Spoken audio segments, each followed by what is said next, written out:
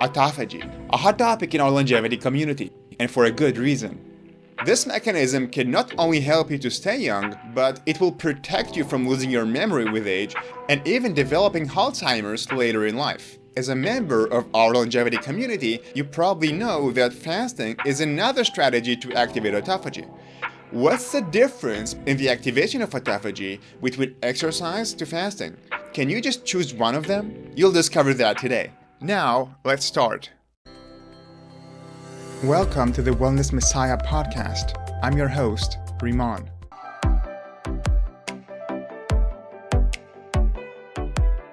Autophagy means in Greek self-eating, a process where cells use their own proteins to eat in order to survive without food. So autophagy enables the cell to survive for a long time without food, especially without protein. It does so by recycling the protein within the cell. It's the cell superpower, but it needs to be activated. And the consequences of activating autophagy are excellent for our longevity. And indeed, we know that studies of autophagy, when it's activated in animals, it increases the lifespan. Now, the big question, how do we activate autophagy? There are two major tools, exercise and fasting. How is fasting different from exercise in activating autophagy and increasing our longevity? Can you do just one instead of the other?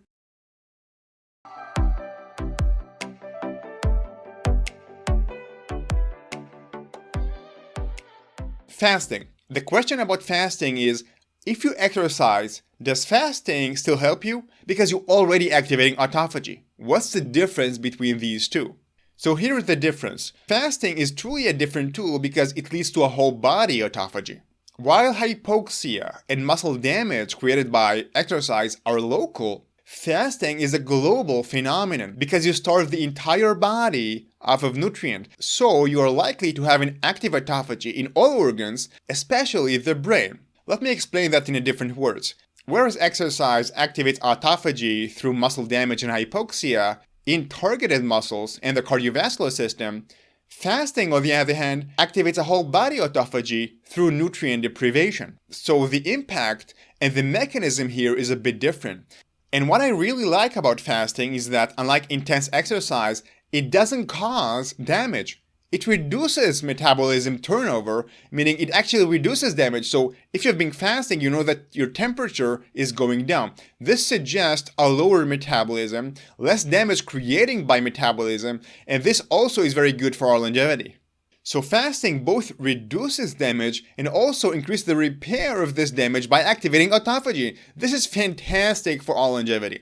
And this is why fasting is such a potent tool for our longevity. Now, to be fair, when comparing exercise with fasting, we have to acknowledge that exercise, besides autophagy, has additional benefits, of course, such as reduced stress, hormonal balance, improved insulin sensitivity, and maintaining muscle mass and bone mass, which gives us strength and health. Fasting won't help you to do that. In fact, fasting is going to increase your stress levels in many ways, and it's not going to be helpful for maintaining muscle mass and bone mass. So we need both of those tools. There is value to incorporating both of those tools, both fasting and exercise, for our longevity and health.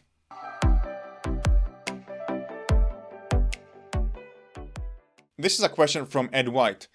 Since fasting is good and exercise is good as well, how about combining them together and exercising while fasting? Okay, so fasting is one way to stretch the body and activate autophagy, and exercise is another way. And indeed, if you exercise when you fast, you're gonna kick in autophagy stronger and deeper, indeed. However, you need to be careful that you don't stress your body too much. There was one day that I combined fasting, high-intensity exercise, and sauna. Sauna is another way to stress the body, right, with heat. And what happens after 20 minutes in the sauna, I simply fainted. It was too much stress on my body. So we need to be careful with combining too many stress on our bodies. There is so much our bodies can take. And in this position, it's not going to lead to longevity as well. So remember what I said in the video about this Chinese proverb. Choking yourself to death won't help you to live longer.